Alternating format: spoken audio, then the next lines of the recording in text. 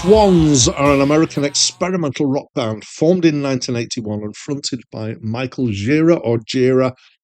I don't know how it's pronounced. And for a while, kind of co-led by Jarbo, who's a female lead singer. Sometimes she did backing vocals as well.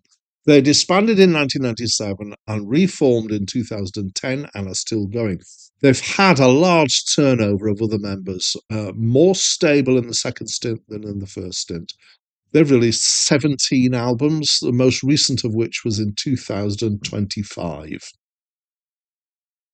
Hi, my name's Dan, and this is a review of Children of God by Swans, which was their fifth album and was released in 1987 and is my first encounter with them, so I've not heard any of their music before, so obviously it's my first listen to this album. And I'm going to describe this. I'm going to invent a new genre term. I love doing this. I'm going to call this Gothic Doom, which is what it mostly is. And I think it has to be said with that kind of emphasis, Gothic Doom, because it really is quite gothic and quite doomy. It's sprawling and expansive, and it's 71 minutes long, which is quite long for an album at any time.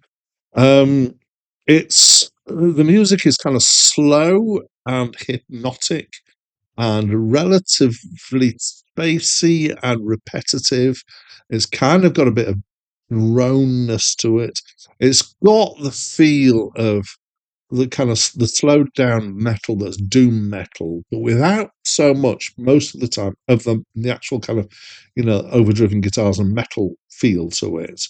And then the production feels very goth, so it's got kind of broad and long reverb going on. And actually, musically, it's got the chords that kind of uses semitone changes and stuff that's very goth. It sounds like somebody's got Nick Cave and made it slower and more menacing, and also taken this happy Nick Cave guy and made him more miserable in the process. It's got dramatic chords and lots of reverb, as I've said. So, an example, as I was writing my notes, so it's just a peek behind the curtain here. What I do is I listen twice. I listen, then I read, then I listen, and then I write some notes. I'm usually playing some tracks from it again whilst I'm writing my notes. Whilst I was writing my notes here, I thought of this example, which is on the track "You're Not Real Girl," and musically we've got a synth pad, an acoustic guitar doing two chords, and picked slow notes on an electric guitar, and Jira or Jira, however you pronounce him, intoning "Nothing inside you is real" over and over again. So it has a trance-like effect to it. Some of it's heavier, so there is some heavily distorted guitar in it. Like a Drug, particularly, has got some detuned guitars at the start with what sound like brass hits to me as well in there. So I can use the word drone, I can use the word industrial, I could use the word trance, all these things. It's not like trance, dancey-trancey stuff. It's more kind of very slow trance, but I think the way to listen to it is to pay a bit less attention and just let it roll on and on and on. Okay. As a contrast to stuff sung by Jira or Jira, there are some songs sung by Jarbo, who was the female singer for a while. So I think the best of these is "In My Garden," which features simple electric guitar, bits of piano, a flutes, occasions, tinkly percussion, and Jarbo singing, and she sings kind of ethereal, dreamlike vocals. And it's still got the kind of doom and depression feel, but it's also got this added layer of beauty to it.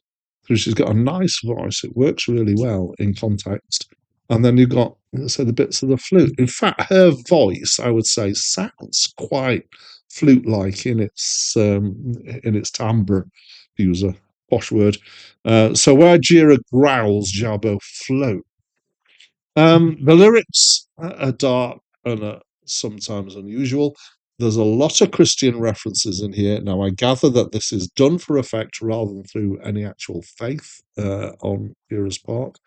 There are points in it where you might question whether it sounds authentic at times, but then at other times it's kind of belie that. So, I think this is a deliberate thing.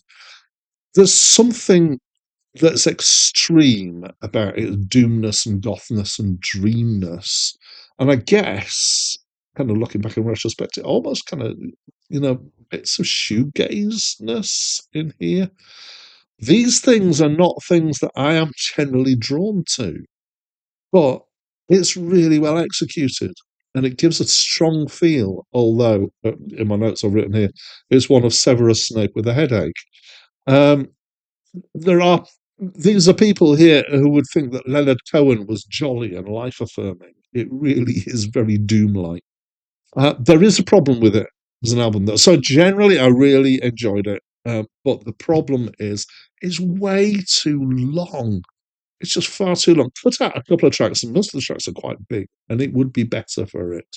Bring it down to just under an hour, to my mind, and that might be about right. It needs a bit more than the, shorter albums, maybe 45 minutes. It is more expansive, but it just maybe this is deliberate. It just kind of wore me down after a while. So it's my first encounter of this album, and it's my opinion of this album. But I'd love to know what your opinion of the album is. So please, will you tell me by leaving me a comment?